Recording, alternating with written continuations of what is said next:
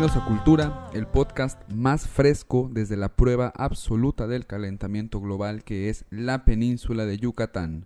Mi nombre es Elías. Mi nombre es Andrés. Bienvenidos a este cuarto episodio de Cultura. En esta ocasión vamos a hablar de libertad, angustia y aceptación en Toy Story. Qué hermoso, amigo, qué hermoso. Temazo lo que nos espera. Sí, la neta sí. Mira, y antes de comenzar, quisiera agradecer a los músicos que han tenido la amabilidad de prestarnos sus obras para introducir cada episodio. Un saludo muy grande a Retrosistema, a Quizás, escuchen su EP Vagamundos, es una genialidad. Y a Christopher Pacheco, que hoy nos facilita la canción No me preguntes cómo pasa el tiempo. Échenles un oído a todos, tanto en Spotify y en YouTube. Asimismo, queremos agradecer grandemente a la periodista y poeta Katia Rejón, quien hizo un artículo sobre el podcast Cultura para la Jornada Maya, mismo que les compartimos en nuestra página de Facebook. Pasen a leerlo, así como también pasen a leer la revista digital Memorias de Nómada, donde se habla mucho sobre cultura y más que nada sobre la cultura local aquí en la península de Yucatán. Qué bonito. Entonces, ¿primer tema? Primer tema, ¿de qué toca hoy? Hoy nuestro tema 1 es la libertad de los juguetes. Andy es Dios. Uy, claro que sí, gracias. Eso se dice, amigo, eso se dice. Eso se dice. Pues mira, te cuento. Sartre va a partir de dos preguntas fundamentales a través de las cuales va a cuestionar el sentido de la existencia. La primera es, ¿la esencia precede a la existencia o la existencia precede a la esencia? Uy. Es decir, ¿somos y luego nacemos o nacemos y luego somos? Es una pregunta bastante interesante, sobre todo porque la primera pregunta nos invita a pensar en que somos una esencia ya terminada que surge en el mundo en el momento del alumbramiento. ¿Qué quiere decir? Que cuando tú sales del vientre materno, Andrés ya es Andrés y Elías ya es Elías, y nuestro devenir en la tierra va a ser este desarrollo de esta esencia que ya veníamos cargando de forma predeterminada. Va a ser básicamente un llegar de un punto A a un punto B. Con un destino previamente trazado, yo camino por la existencia cumpliendo una especie de narrativa universal escrita para mí. Algo que ya está ahí dispuesto y en el que yo solo llego a ser un personaje narrado. Y esto pues, si estamos hablando de un narrador, inevitablemente nos va a remitir esto a la existencia de una entidad divina que ha contemplado los aspectos de nuestro devenir antes de nuestra aparición en la tierra. Uy. Somos un plan. ¿Qué te parece eso? Ya estamos listos desde el momento de la concepción, ¿no? Y fíjate, sí, porque Sartre va a concebir a Dios como un artesano. Un artesano que previamente concibe lo que quiere hacer. Y entonces al hacerlo, al fabricarlo, el objeto resultante cumple ya la función para la cual fue, pues, Fue diseñado, ¿no? Eso, Concebido. exactamente. Esto, amigo, es el destino. El destino, este avión que pasa encima de nosotros en este momento. Por ejemplo. Lo que arrastra a Edipo a matar a su padre y sostener relaciones sexuales con su madre. Lo que empuja a Judas a traicionar a Jesucristo. Lo que nos empuja a encontrar un consuelo en el tarot. En el horóscopo, en todo todos eso, esos. en Walter Mercado, ¿no? Voilà. Figura. Entonces, amigo, pienso en la profecía como este asomo al futuro, un adelanto en las páginas de un libro llamado Vida. Quizá un poco cursi este ejemplo, ¿no? Pero la profecía parte o existe a partir de que nosotros suponemos la existencia de un destino. Entonces, el clarividente, el que puede ver el futuro, es capaz de adelantarse páginas, es capaz de, y ahí atisbar lo que viene para nosotros. Es esta fuerza, el destino, que motiva, por ejemplo, a Voldemort en la saga de Harry Potter. Hay una profecía. Una profecía de que uno no puede vivir sin el otro, que tienen Exactamente. que destruirse. Y como tú dices, no, es adelantarse unas páginas para que este futuro que viene, sí lo ves, pero al mismo tiempo lo interpretas, ¿no? Porque Exactamente. no lo tienes seguro. Exactamente. Entonces, el destino va a ser una fuerza que tranquiliza nuestro espíritu. Y nos tranquiliza cuando nos asomamos, a veces sin querer, por pura casualidad, a lo insondable que es existir. No podemos escapar, nos constriñe y nos conduce. La acción tiene sentido por sí misma. Hablamos la relación que tiene el destino con los Vengadores en el podcast antepasado. Como la configuración del héroe, de su Vayan a moral. checarlo, también se pone ahí muy interesante esta cuestión.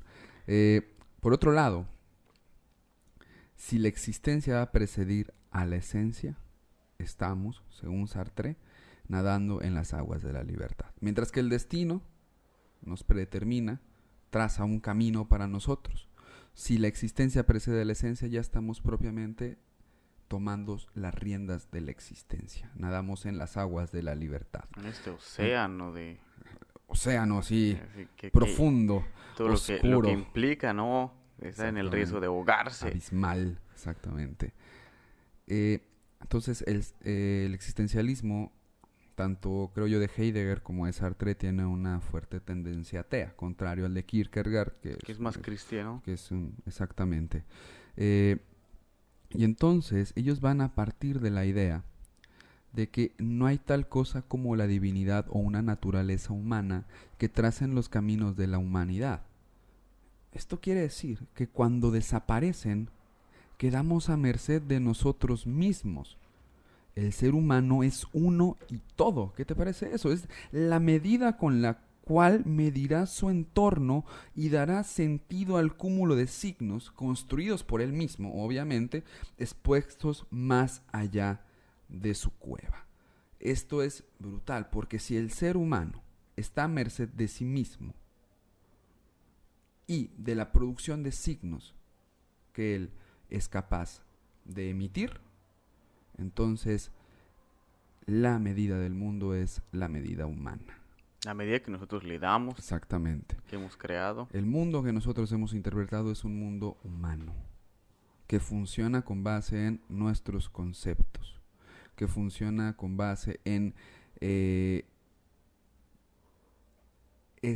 esta búsqueda de darle sentido a esto que está afuera.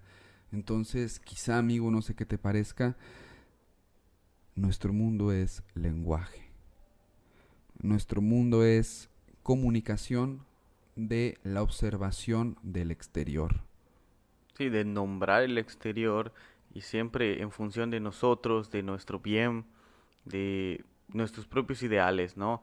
Siempre construir a la naturaleza a partir de mi razonamiento. Exactamente, y esto pone en jaque los sistemas de verdad que hemos construido. Por ejemplo, el sistema correspondista de la verdad, que tiene que ver con la correspondencia que existe entre el objeto que está allá afuera y la idea que se genera sobre él. Pero entonces, si comenzamos a entender que el humano es la medida de todas las cosas, porque es quien interpreta, ¿no? Entonces no hay una relación directa tal cual entre el objeto observado y el lenguaje que lo construye. Porque no podemos ver ese objeto que está ahí en la realidad tal y como es, si no es a través de un lenguaje que lo ha nombrado. Está cabrón, ¿no? Está interesante. Está intenso, ¿no? Está intenso. Pero bueno, o sea, no quiero caer como en lo antropocentrista. O sea, no quiere decir que el mundo sea exclusivamente humano. Hablo del mundo como concepto. Hablo de que a donde volteemos siempre hay un concepto que nos está dando el sentido del mundo. Es lo que... Si volteamos hacia arriba hay un cielo. Sí, y todo lo que nosotros atribuimos con el cielo, todo cómo nosotros construimos todas estas partes, ¿no? El significado, el significante que eco plantea, pero siempre en función de lo que nosotros hemos construido de este Exactamente. mundo. Realmente, si lo queremos ver de esta forma, nosotros no sabemos cómo está construido el mundo de las hormigas, o sea, desde adentro. Ahí puede Exacto. haber otra cosa completamente diferente. Pero lo que nos rodea es una interpretación humana. O sea, lo que nos rodea a nosotros como especie es la interpretación del mundo que nosotros le hemos dado a través del lenguaje. Está duro, ¿no? Entonces, la acción, amigo, va a tener sentido en función del sentido otorgado por nosotros mismos a esa acción que se está desarrollando. El ser humano, entonces, será una proyección de lo que es. Y aquí hacen una distinción muy interesante. El ser humano se proyecta, pero el existencialista es necesario que se proyecte y que no sea lo que quiere ser. Porque el querer es un resultante del hecho de sí mismo. Y es previo, por lo tanto. Entonces, lo que yo quiero ser tiene que ver necesariamente con una proyección del pasado. Digo, no con una proyección del pasado, digo con una cuestión del pasado. Yo quiero ser a partir de lo que fui. Sin embargo, la proyección es desde donde estoy, desde lo que soy hacia el futuro. Entonces, Sartre dirá, ninguna moral general puede indicar lo que hay que hacer. No hay signos en el mundo. Y por eso decíamos esto, si no hay signos en el mundo, porque todo es indescriptible, la primera fuerza salvaje, o sea, ni siquiera... Entonces, el humano es quien produce signos y entonces también quien los interpreta. Entonces, el ser humano está ahí, en el centro de todo, pero es el centro de todo de sí mismo. No de todas las especies. No hay que caer en ese antropocentrismo, creo yo. Entonces, la elección es la acción más importante para el existencialista. Entonces, déjame como trazar en un ejemplo estas dos cuestiones, ¿no? Tanto de la idea de la esencia que precede a la existencia, como de la existencia que precede a la esencia. Si yo ahorita agarro mi celular y lo tiro contra la pared, pensando en la idea de que la esencia precede a la existencia, entonces mi acción tiene todo el sentido del mundo, porque me está llevando al cumplimiento de mi destino, me está acercando a esa trascendencia que tiene llegar al punto B. Yo estoy retroalimentando esa narración universal que está escrita por alguien superior a mí, y entonces trasciendo en ese sentido. O sea, estoy cumpliendo con esa tarea, estoy cumpliendo con esa esencia que para mí fue dispuesta. Pero ahora, si nosotros pensamos que la existencia precede a la esencia, si yo tiro mi celular, la acción no tiene más valor que la elección de haberlo tirado. Porque por sí misma esa acción no tiene sentido. Ya queda a responsabilidad tuya. Exactamente, o Lo sea, que, no hay ahí el un plan motivo, superior ¿no? que O decía, sea, tira tu celular. No, exacto. yo agarré, pum, lo estrellé contra la ventana, ¿no? Y ahora tengo que comprar otro, etcétera, y tengo que cargar con las consecuencias. Yo ahora tengo que elegir. Entonces, esta elección, esta facultad de decisión, no puede llevarnos, amigo, a un individualismo voraz. Se necesita que seamos responsables de cada acción por la importancia que éstas tienen, porque nos construyen. Por lo tanto, y esto es interesante, cada acción va a ser un statement de lo que soy. Pero no solo de lo que soy, sino que legisla y construye un modelo universal de humanidad. Lo que yo haga, lo que yo declaro que soy, tiene que quedar en claro que es un modelo para toda la humanidad. Si yo quiero tirar basura y elijo tirar basura, estoy diciendo que tirar basura está bien para toda la humanidad. Y ese es un peso grandísimo. Yo lo metaforizo con el Atlas, con la figura mitológica del Atlas, que se ha colgado el mundo a la espalda, y esta es la angustia, y esta es la responsabilidad que pesa sobre nosotros, darnos a nosotros, tener esa capacidad de empoderarnos para elegir, conlleva esta responsabilidad de cargarse el mundo en sus espaldas. Y esto Sartre lo va a expresar en una frase que me parece bellísima. Eligiéndome, elijo a la humanidad. Wow. Ahí radica la responsabilidad. Cualquier desvío, amigo, raya en el narcisismo. No hay libertad sin la comprensión de la responsabilidad de elegir. Y esto nos va a conducir a la angustia, pero no me quiero adelantar. Entonces, esta confrontación de estos dos modelos de percepción del mundo, destino contra libertad, se va a manifestar en el centro de la narrativa de Toy Story, amigo. Los juguetes representan una expresión de la sociedad humana, ordenada de acuerdo con jerarquías, moral, etc. Woody es el líder y podemos ver ciertos instrumentos de ejecución del poder. Está el ejército, los consejeros, etc. Son un organismo autónomo que ha desarrollado sus propias leyes y organización. Su movimiento y conciencia es totalmente independiente hasta que aparece un personaje en escena. El buen Andy Do. Y ahí es donde vemos esta cualidad de Dios que tiene Andy, porque comienza a jugar y borra todo rastro de autonomía. Mueve, dobla, barre, manotea, descompone. Con su presencia, los juguetes borran todo rastro de individualidad de sí mismos. Esta aparente dicotomía que tiene que ver entre la libertad y el destino, otra vez, es en realidad, creo yo, una convivencia, humanidad, divinidad que el existencialismo sartreano se dedicó a reflexionar. Porque, te cuento, para el existencialista resulta muy incómodo que Dios no exista, porque no hay una moral a priori escrita en el cielo. No lo decía en la cita pasada. Sí. Los juguetes de esta sociedad se dejan conducir, y aquí viene como la cuestión, pero no responden a los modelos construidos por Andy. El señor cara de papa no es malo, Rex no es feroz. El señor Ham, ¿no? Ajá. Ham no es un... No es el genio malvado que es el doctor Tocino. Exactamente. Conviven con estas representaciones divinas, pero porque suprimirlas conlleva al caos. Ya lo decía Dostoyevsky. Si Dios no existe, entonces todo está permitido, ¿no? Pero tampoco se dejan dominar por ellas. Son libres. Siendo, creo yo, este proceso de liberación la evolución que tiene Woody. Es decir, Woody va aprendiendo a soltar poco a poco la mano de Andy. Se rebela contra Sid. Cambia de dueño. En la 2 se quiere ir a exponer un museo dejando a Andy, ¿no? Y entonces quizá ahí viene la idea de que Dios está ahí y tiene múltiples formas y estamos conviviendo con esta idea. Pero no nos construye del todo. Está bastante denso ahí el planteamiento de esta película, amigo. Entonces, Buzz Lightyear, ya hablando de este personaje hermoso, viene a representar una afrenta a todo este modo de vida trazado por Woody como líder en esta sociedad. Él es un guardián espacial. La vida tiene sentido por sí misma para él.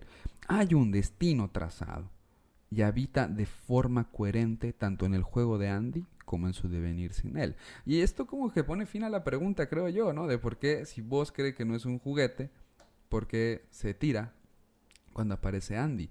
Yo creo que es por esta correspondencia, por esta coherencia que existe.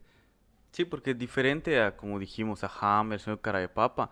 Él es un guardián espacial y así lo juegan, y así mismo lo exalta a Andy como el mejor, como el gran guardián defensor del universo que tiene todas las capacidades para destruir y para crear y para salvar. Entonces, esta coherencia es lo que hace que, pues creo yo, Buzz se desmaye, ¿no? O sea, Sí, bueno, que corresponda a su función de juguete, porque sigue siendo la identidad que él asumió, el destino que él tiene pensado. Exactamente. Entonces, la presencia de Buzz desestabiliza el establishment, porque Woody intenta encajarlo una y otra vez en la visión de mundo que tiene este colectivo, que es altamente basada en esta libertad, que la existencia precede a la esencia, ¿no? Entonces, esto se expresa de maravilla en la escena de vuelo por el cuarto, cuando dice, puedo volar por el cuarto con los ojos cerrados. Y surge una contraposición muy interesante, la de la causalidad frente a lo dado, lo predeterminado, porque Buzz, debido a su visión de mundo, sí vuela y hace creer a todos que sí lo hace. Cuando aterriza todos le aplauden. Pero Woody, que lo ve detrás con los ojos de la racionalidad, lo que ve es una suma de causas que dan como resultado la experiencia del vuelo o la apariencia del vuelo. Y este choque es lo que lleva a la confrontación, a un cambio en cómo se construye la verdad dentro del colectivo. Y se refuerza pues magníficamente con la canción. Quiero contarte de los cambios extraños que hay en mí. O sea, lo que vemos ahí es cómo cambia el poder, cómo cambia la voluntad de verdad de un pueblo, de una sociedad. Y entonces, finalmente, en un intento por la recuperación de esta verdad y este poder, Goody va a empujar a Buzz por la ventana. Y ambos se quedan sin Dios, en el desamparo, viviendo a merced de la propia responsabilidad de sus acciones, casi muriendo Goody aplastando por un tráiler. Exactamente, sí es cierto. Hay una catarsis ahí bastante interesante que viene después. Que de hecho, hablando de eso, ¿no? Es la libertad cuando está viniendo el tráiler y tienen que decidir qué van a hacer. Y Woody decide transmutarse a hacer juguete como siempre lo hace, pero vos no, vos corre, vos se aleja. Wow, está... O sea, es la separación de cada uno tomando sus propias decisiones y viviendo con ellas. Exactamente. Y entonces, amigo, el camino de Woody es el de construirse como un líder que tiene que entender que sus acciones impactan en un colectivo, que elegirse a sí mismo conlleva la elección de la humanidad entera y que el poder debe llevar al bien común. Mientras que el camino de Buzz es el de asumirse sin destino, a merced de sus decisiones. Y que esto tiene que ser su fuerza motriz. Cuando salta al vacío en casa de Sid, lo hace con los ojos abiertos, contrario a cómo se lanza la primera vez en el cuarto. Y ahí, amigo, observa el sinsentido mientras cae, mientras la angustia lo va a transformar en la señora Nesbit. Y con este descender, amigo, con este abrir los ojos, pasamos al siguiente tema. Que precisamente esto que tocas es parte de lo que vamos a hablar. La caída, este golpe de realidad que se da, ¿no? Pero vamos a empezar clarificando primero que la angustia es algo puramente subjetivo. Es algo tuyo y que está oculto para los otros. Yo no puedo saber qué es lo que te angustia, porque es algo que no podemos comprender al 100% en el otro. Lo podemos imaginar. Si tú llegas y me cuentas que tiraste tu teléfono a la ventana, yo puedo simular una angustia, interpretarla, decirla y sentirla, pero siempre sentirla con respecto a una angustia previa mía. Yo no voy a comprender lo que tú estás sintiendo. Es un momento, ¿no? Uh-huh. Es vivir el momento y sentir esa angustia, pero siempre va a ser tuya y mi angustia siempre va a ser mía. Por lo tanto, la angustia es sinónimo de soledad. Ok, sí. Y es más que esta soledad humana. Es esta supresión divina. Estamos solos y a merced de nosotros mismos. De nosotros mismos, precisamente. Que esta angustia siempre va a corresponder a encontrarme a mí mismo. Exactamente. A estar yo solo conmigo y con mis pensamientos y mis decisiones y mis libertades. Todo lo que yo haga siempre va a ser producto de mí mismo. Uh-huh. Y siempre va a ir en función de mí y solo yo tengo la capacidad de solucionarlo. Pero ahí entra otro detalle, ya que la capacidad de solucionarlo implica en que yo esté consciente de mis propias limitantes. Exactamente. De qué es lo que yo puedo hacer y qué es lo que no puedo hacer. Cuáles son las libertades que tengo para elegir y dónde ya no tengo opción, ¿no? ¿Qué es esa ventana inalcanzable que no puedo llegar y que me va a llevar a estrellarme con el vacío? Ufa, sí. Porque es dar ese salto de fe. Exactamente. ¿Sí? Que es precisamente lo que le pasa a vos, ¿no? Darse cuenta de las limitantes que tiene cuando por fin después de que están en casa de Sid y él ve el comercial en donde se anuncia que es un guardián espacial, ¿no? Entonces él entra en la gran angustia de ver que no es lo que él cree, lo que su destino le plantea, Exactamente. sino que él es un juguete y está solo. Y no vuela, y no Y no tira vuela. láseres. Y todavía, exactamente, no es un juguete volador. Entonces, darse cuenta de que al final sí está solo. Está completamente solo y que, como lo dice el anuncio, tiene límites. Límites que no puede romper. Y eso implica ver el abismo sin fondo y ver a los ojos al abismo para que te devuelva la mirada. Órale. Wow, amigo. Que nos devuelva la mirada del abismo. Que Qué el abismo potente. te devuelva la mirada. Y es lo que vamos a hablar ya en el tercer tema. Exactamente. Entonces, no nos vamos a adelantar, pero quedemos con esa premisa, ¿no? De que a través de los ojos es donde vamos a sentir esta soledad, este vacío. Vos es un guardián espacial. Empezando desde el título, ¿no? Él se adjudica que es Órale. un guardián que protege, que salva, que llega como un Mesías caído del cielo, porque esa es la visión que él tiene, que se estrelló su nave, que vino desde el cielo y el espacio, él no tiene límites. Él es lo más avanzado en los juguetes, en la tecnología. Incluso hay un diálogo donde cuando llega y se encuentra con Woody, le dice, ¿tienes no sé qué combustible de alta presión o no sé qué Ah, sí, más? sí, sí. ¿O sigues usando combustible fósil? Exactamente. Y Woody le responde, bueno, pues tenemos la doble A, ¿no? Pero igual representa como que un desfase en la Ujú. temporalidad, en la inteligencia, porque es como plantearte, yo soy más inteligente, yo vengo de una edad más avanzada, por lo tanto, soy más inteligente, el típico, no hay señales de vida inteligente, ¿no? Él es fuerte y él es nuevo, él es lo novedoso, lo que llega a insertarse en esta nueva comunidad. Pero esa es la parte importante, porque él llega solo.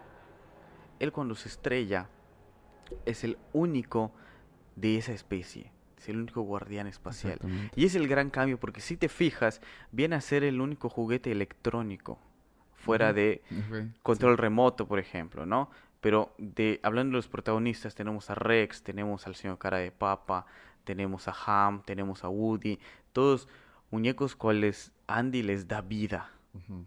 distinto a Buzz, que Buzz puede hacer más cosas sin la necesidad directa de Andy, Ok, exacto. ¿sí? O sea que él sí puede lanzar láseres con sus lucecitas o Sí, puede abrir sus alas, en donde ya simular pues estas acciones, ¿no? Donde la imaginación de Andy se tiene que corresponder a los artefactos que Buzz tiene. exactamente. Y de hecho hay una parte donde Woody jala con tristeza su cordón. Exacto. Y de hecho se burlan de eso, ¿Y tú qué los tienes, Woody? Le juguetes, dice, ¿no? donde que suena como una máquina, no sé qué, o sea, Ajá. dan a entender que él es viejo, que está obsoleto y que la nueva generación viene a desplazarlo, ¿no? Pero vos sigues siendo un extraño. Sí lo aceptan, pero Woody no. Woody como líder lo hace a un lado. Entonces vos se tiene que adaptar a todo esto, ¿no? A cuáles son las nuevas condiciones que hay en esta comunidad y enfrentarse a nuevos problemas que los otros juguetes no. En este caso su nave. La primera premisa que tiene Buzz es reparar su nave espacial. Llega y empieza que conseguir cinta, ¿no? Para arreglar el ala y siempre todas esas acciones son cosas nuevas para el equipo, para los demás juguetes y buscan ayudar a Buzz, pero Buzz entonces empieza a desplazar a Woody, convirtiéndose en este nuevo líder, ¿no? Es dando cuenta de que es lo que poco a poco va llevando a Buzz y a los demás a que tiene varios conflictos como guardián espacial y que tal vez no sea todo lo que hay en su existencia, ¿no? Quería pensar un poco en Kierkegaard que nos dice, que la angustia se origina en una multiplicidad de posibilidades que imagina el hombre, trasunto de la infinitud con la que se debate a pesar de su finitud. Qué bonito. Pero es un intentar alcanzar un infinito a través de una existencia finita, como tú y yo. Tratar de llegar y trascender, ¿no? De que tenemos una libertad que nos provee de una infinidad de posibilidades, pero ¿cómo las haces todas en un periodo de tiempo? De 75 años tal vez, más menos. Exactamente. Nosotros somos finitos, nos extinguimos, nos deterioramos con el tiempo. Conforme pasan los días, nos cansamos, tenemos errores, tenemos bajas. Hace unos días me dolía la garganta. Si se me hubiera roto una cuerda vocal, ¿qué hubiera hecho? ¿Sí? Exacto. No hay manera. Pero tal vez eso no es para vos. Porque vos, él es lo contrario. Él puede tener una existencia infinita porque no se está adjudicando a la cronología. Él no envejece. Exacto, pero yo creo que tiene que ver con su condición de que la esencia preceda a la existencia. Porque detrás de la esencia que precede a la existencia hay una promesa, que es la promesa de la vida eterna o la promesa de la reencarnación. Exacto. Es nosotros ver qué hay después. Exactamente. Pero para ellos no hay un después, tal vez no lo sabemos, porque su infinitud ya está. Exacto. Desde el momento en que son creados, en que nacen, en que desarrollan conciencia, en que salen de la caja, porque esa es la premisa en la cual por fin tienen vida, ¿no? En el momento en que salen de la caja, su existencia inicia su infinitud. Pero sus capacidades no son infinitas, por el contrario, no pueden hacer todo, no tienen las mismas posibilidades de ejercer como nosotros humanos, ¿no? Como nosotros para decidir que ya no me quiero vestir de tal forma o ya no quiero hacer determinadas formas. Ellos tienen otras premisas, son finitos. Entonces, siguiendo la frase de vos, al infinito y más allá, correspondería a que él va a trascender tanto como sea posible. Uh-huh. Porque él no tiene la misma esperanza de vida que los humanos y va a vivir por siempre, sin un fin último. Él siempre va a estar en la misma edad hasta que sea destruido, si es que llega a ser destruido. Porque aunque esté roto, él puede seguir viviendo. Y eso es lo que vemos. Se le rompe el brazo y en las siguientes películas se repara. En la segunda película a Woody igual le cortan el brazo, pero aún así lo restauran. Él puede continuar. Él no siente esta limitante. Entonces, si no se da la completa destrucción de su cuerpo físico, su existencia no acaba. Entonces él puede seguir y seguir viviendo como un juguete. Pero, al ser un juguete, no puede volar. Él es incapaz de volar, volviendo al abismo, ¿no? Él se para al borde de las escaleras, ya consciente de este pesar, ¿no? Con los ojos abiertos. Con los ojos abiertos. Y es cuando ya está consciente de sus limitantes. Y a pesar de eso, da este salto de fe que lo lleva a ir cayendo y ver cómo se aleja primero el cielo. Porque lo vemos como... Ah, sí, la toma es fuertísima. La toma es fuertísima porque él se lanza y está el cielo, están las aves. O sea, esa es la canción y ver las aves volar y volar. Y él grita al infinito y más allá. Pero ese infinito no corresponde a volar. Corresponde a la propia existencia de él. Órale, sí, pues sí, güey. Y es que es ahí a donde va, cuando se lanza y de repente le muestran que ese infinito que él estaba pensando no es. Y lo empiezan a bajar de su nube, de su torre de marfil, a que se estrelle con la realidad y te muestren, este es tu infinito. Para que cuando se golpee y se rompa, a pesar de que esté roto, roto físicamente y hasta en espíritu, él sigue vivo. Y tiene que seguir viviendo. Y tiene que seguir viviendo en esta infinitud con sus capacidades finitas que lo llevan a darse cuenta de la gran soledad en la que está inmerso. Que no hay un destino, que no hay un Dios que lo espera del otro lado. El conflicto está en que él se metió solo en creer esto, de ser un guardián espacial, y solo le corresponde a él saber cómo salir, convirtiendo esta angustia en una catarsis que vamos a ver reflejada como la señora Nesbit. Oh, sí, sí, sí. Porque es precisamente el conflicto que tiene vos, el ¿qué estoy haciendo? La angustia es una catarsis que lo lleva a contemplarse. Si no soy un guardián espacial, ¿quién soy en realidad? Y es donde su imaginación lo pone frente a lo que va a pasar en el futuro y darse cuenta que su existencia está limitada respecto a lo que cree que es o lo que cree que era. Aquí ya no estamos con Andy, sino con la hermanita de Sid, que le dice, aquí está tu libertad, vívela. No tienes que ser un guardián espacial, puedes ser la señora Nesbit. Y esto lo va a llevar a crecer. Él, siente una presión por parte del mundo mismo y se encuentra carente de seguridad y amparo. Está solo, porque ya no está junto a Andy, su dios, esa divinidad que lo trataba como guardián espacial y lo tenía en un pedestal. Ahora está solo y se tiene que dar cuenta de eso. Está fuera de su zona de confort.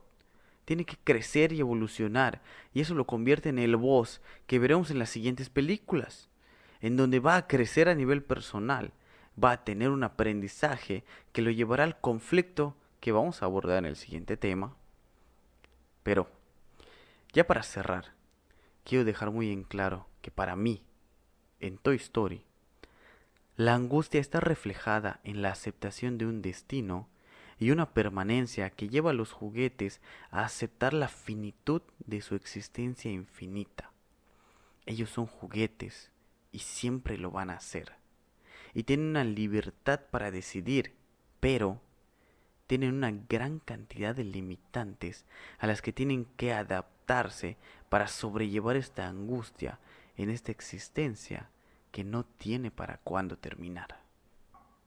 Está muy fuerte. Está O sea, denso, bro. está muy intenso. Y precisamente es el gran conflicto que tiene vos particularmente de saberse no un guardián espacial.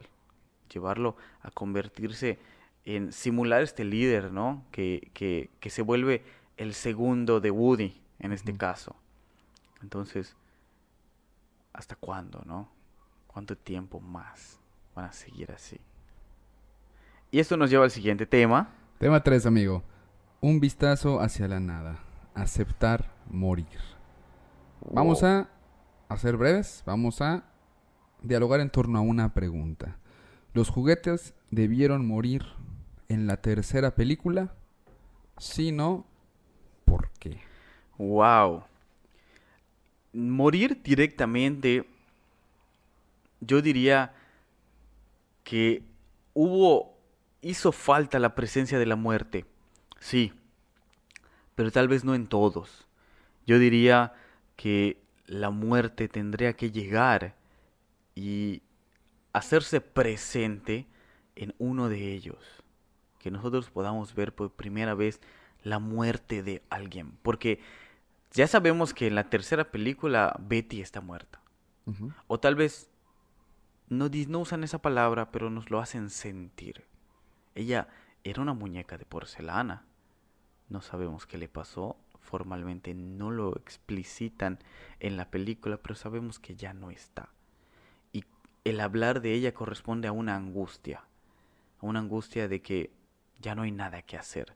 Distinto a cuando se rompió Woody, a cuando se rompió Buzz, a cuando Wheezy tenía un problema con su silbato. Exactamente. Que no es lo mismo que se vayan en la venta de garage y se los lleven o los donen a que formalmente mueran, ¿no?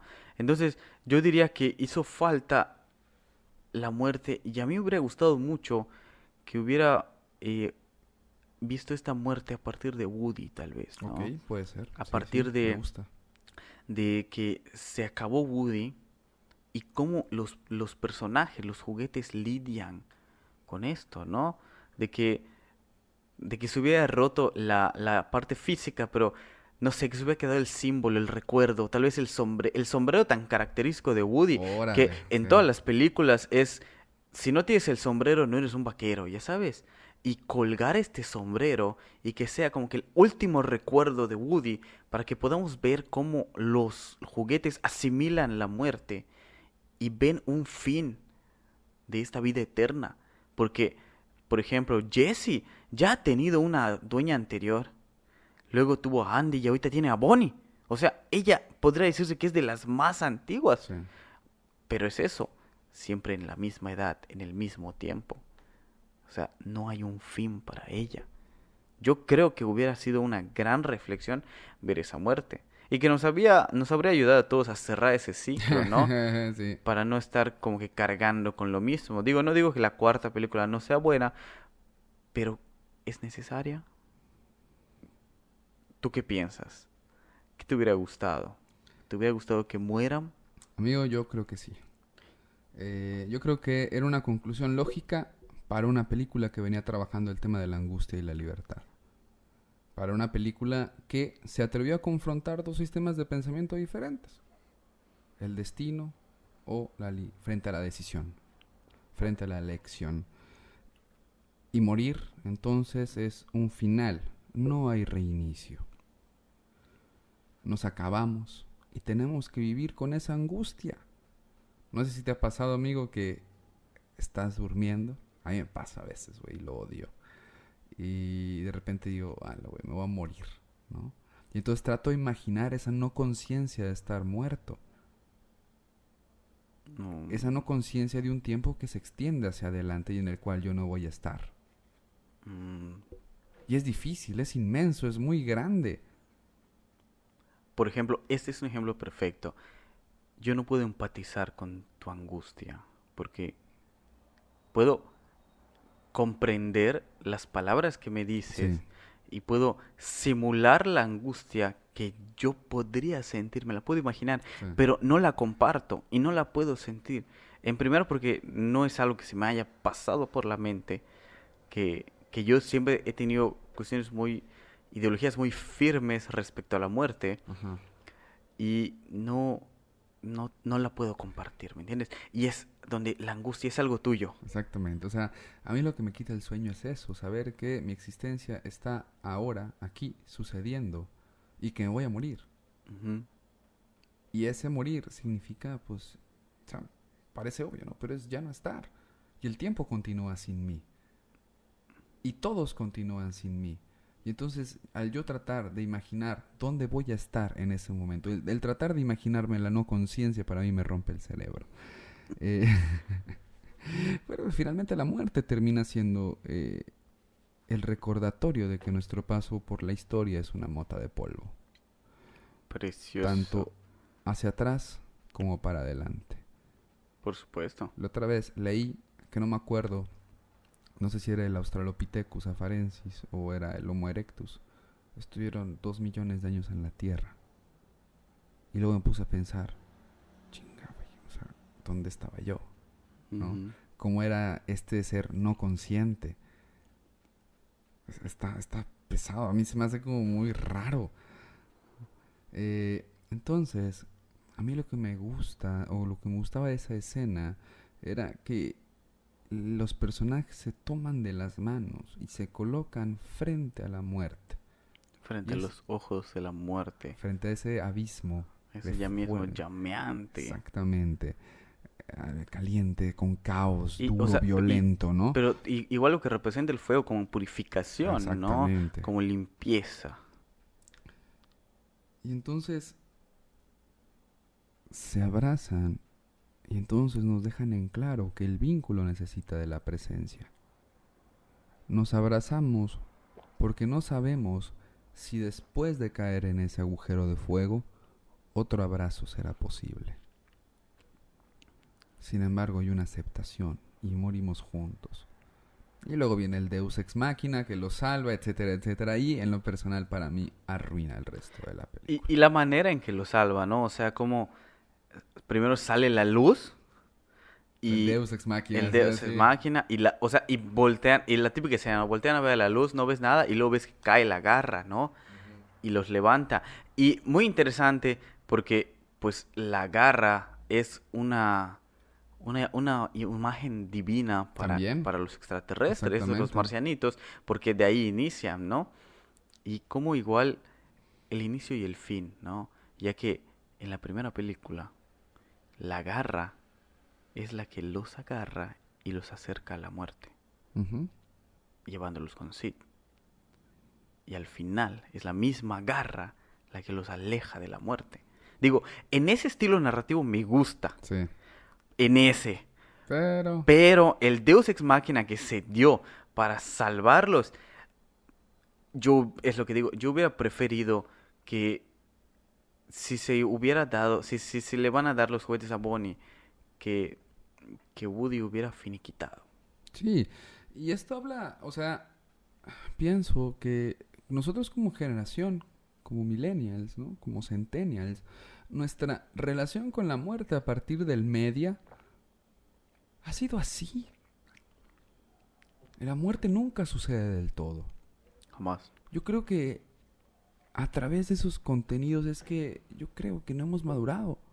Nuestra generación no se permite madurar porque no ha tenido una afrenta directa con la muerte. O sea, porque los contenidos que consumimos, Son los mismos, ¿no? O sea, ahorita viene la cuarta de Toy Story. exactamente, o sea, y nuestra relación, o sea, nuestra relación con la muerte ha sido la relación que Disney ha querido que nosotros tengamos. Cuidado. Están escuchando, ¿no? Porque, por ejemplo, en El Principito, la película del Principito, la francesa que hicieron La... animada, la más nueva, Ok, sí. La ahí de la niña. la relación con la muerte es diferente. El Mm. personaje muere y no hay otra cosa que puedas hacer. Sí, y es la afrenta del personaje de qué es la muerte y cómo funciona y que ya estuvo, ¿no? Y no muere de forma heroica. Exacto. En cambio en Disney, la muerte heroica, la muerte que engrandece, la muerte que purifica, la muerte que mata al malo, etcétera. Pero no hemos consumido realmente la muerte humana, la muerte que nos lleva a la finiquitud y de la que no hay Y que no hay escape. retorno, ¿no? Y que es Exactamente. porque luego empiezan a sacar, siguen la saga y siguen la saga y Y siguen ahí la van los saga. remakes, y ahí Y viene... ahí van los remakes. Y algo interesante de los remakes, ¿no? O sea, ahorita están haciendo el remake con live action. O sea, tú lo veis, nosotros marcamos una generación que lo vimos en animación y ahora lo vamos a volver a ver. Y para sentirnos un poquito más grandes con respecto a nuestra edad, entre los 20 y Sí, 30, mira, estamos en live action, ¿no? Pero van a ser, o sea, la de Exactamente. Aladdin, por lo que he visto en los trailers, va a usar las mismas canciones incluso. Entonces, y por ejemplo, ahorita que viene la del Rey León, ¿no? Tú podrías decir, es que a mí me traumó la muerte de Mufasa. Sí, probablemente. Pero es eso, Pero Mufasa regresa. Mufasa no está muerto. Exactamente.